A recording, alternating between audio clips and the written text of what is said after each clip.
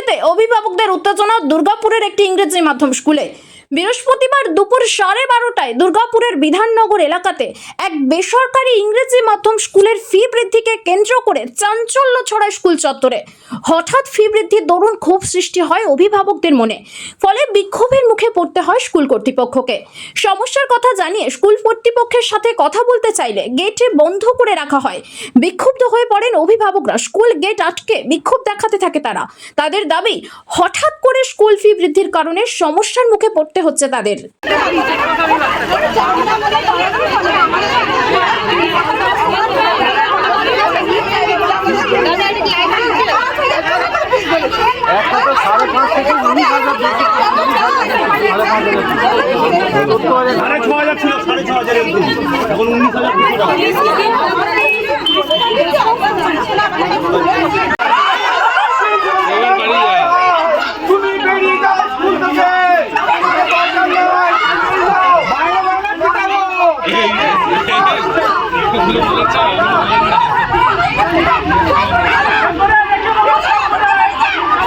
স্কুলে হঠাৎ করে অ্যাডমিশন ফিস অনেক টাকা বাড়িয়ে দিয়েছে। কারণ মানে গত বছর যা ছিল এবছর 4,000 to 5,000, কারণ 8,000 এইভাবে বাড়িয়ে দিয়েছে।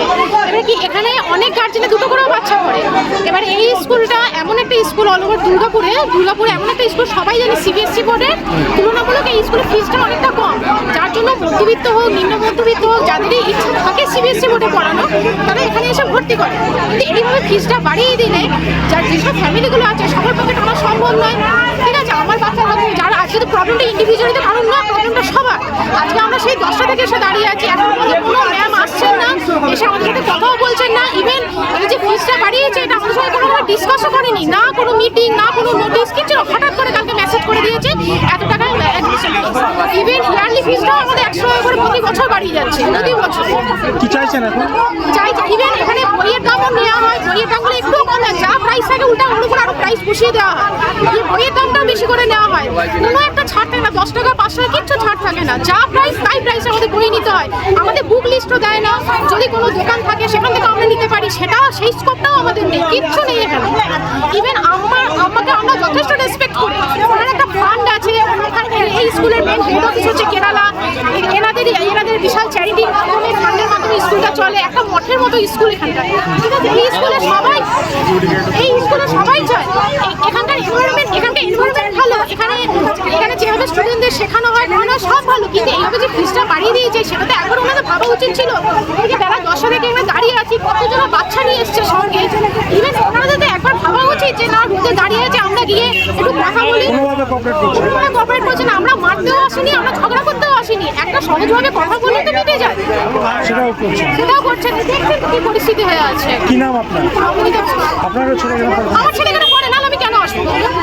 গতকাল সবাইকে গার্জেনের ফোনে মেসেজ পাঠিয়েছে স্কুলের গ্রুপ থেকে যে সেশন চার্জ এত টাকা বাড়ানো হলো আর অ্যাডমিশন ফিস এত বাড়ানো হলো।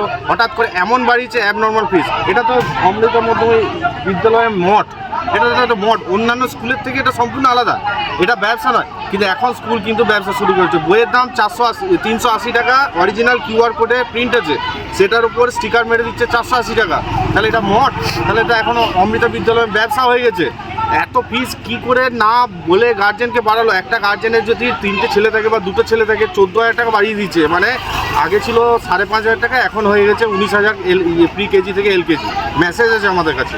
তো এত টাকা 14,000 টাকা বাড়ানো এটা কি একটা মামুলি ব্যাপার? ধরুন 2টো ছেলে আছে যার, সে কি করবে? 28,000 টাকা শুধু রিঅ্যাডমিশন ফিস চলে গেল। এরপর বই আছে, তারপরে স্কুলের ড্রেস আছে, জুতো আছে, সব কিছু দেখে কিন্তু কর্তৃপক্ষের সাথে কথা বললেন? কর্তৃপক্ষ আজকে আমরা প্রায় 3 ঘন্টা হতে চললো দাঁড়িয়ে আছি। কর্তৃপক্ষ আসার নাম নেই। ওনার অ্যাসিস্ট্যান্টগুলোকে এগুলো বলছে, একজন যা দুজন, সবারই তো সমস্যা আছে, অসুবিধা সবারই রয়েছে, কিন্তু একজন দুজন কেন যে উনি আসছেন না। পুলিশ এসছে এখন আবার পুলিশ এসছে, পুলিশ গিয়ে ভেতরে কথা বলছে, আমাদেরকে ঢুকতে দিচ্ছে না, মিডিয়াদেরকে ঢুকতে দেয়নি। তাহলে এবারে কি বলবেন বলুন? কি চাইছেন? আমরা চাইছি প্রিন্সিপাল এসে কারণটা বলুক, যে এত টাকা কি করে না জানিয়ে হট করে বাড়িয়ে দিল, কি আইনে বাড়ালো, কি রুলসে বাড়ালো, ও নিজের ইচ্ছা মতো বাড়ালো না সত্যিকারেই যে আইন আছে স্কুলের ফিস এত বাড়তে পারে, একবারই 14,000 টাকা বেড়ে যেতে পারে, এটা কোনো আইন আছে নাকি? ওকে বলতে হবে। আর বইয়ের ফিসের ব্যাপারটা কি? বইয়ের ফিস আছে কিউআর কোডে দেখবেন, আর বইয়ে প্রিন্ট আছে, কিউআর কোড সমেত প্রিন্ট আছে 380, সেখানে স্টিকার মেরে 480 করে দিচ্ছে। তাহলে এটা মঠ, এটা অমৃত বিদ্যালয় মঠ না এটা অমৃত বিদ্যালয় ব্যবসার দোকান, বইয়ের দোকান, এটা স্কুল প্রতিষ্ঠান নয় তো, এটা মনে হচ্ছে ব্যবসা প্রতিষ্ঠান হয়ে গেছে। আপনার নাম? ম্যাডাম কেন আসছেন না?